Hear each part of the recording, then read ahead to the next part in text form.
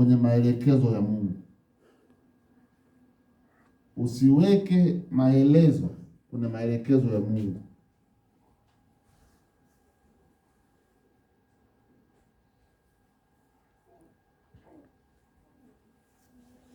Mungu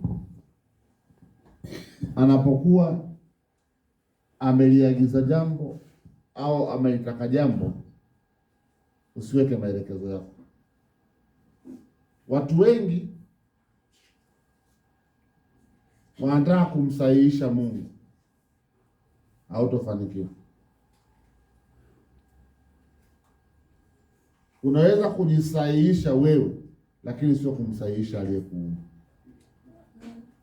Amen. Ndio maana kuna watu wamejisahihisha kwa kupaka marangi kwa nje, lakini bado Mungu anaona ni weusi. Amen. Nimesema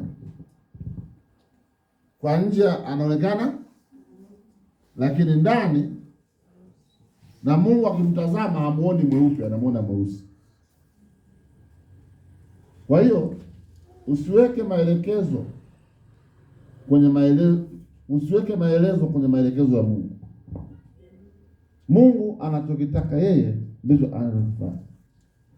Katika dunia hii unaweza usifanikiwe kwa haraka kwa sababu wewe una maelekezo yako, au una maelezo mengi, una maelekezo ya Mungu. Mungu alisema tumfanye mtu kwa mfano wetu, akufanya wewe. Maana yake wewe ni mfano wa Mungu, na Mungu akaweka utaratibu ili mwanadamu aenende, na aweka condition hizi, naweka utaratibu huu. Ili mtumishi akue, naweka utaratibu huu.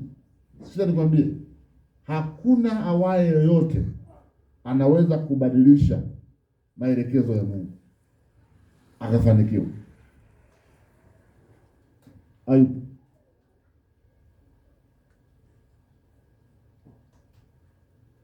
Kwa hiyo ukitaka kutembea na Mungu, ukitaka kuishi na Mungu, ukitaka kufly na Mungu, hakikisha unafuata maelekezo yake.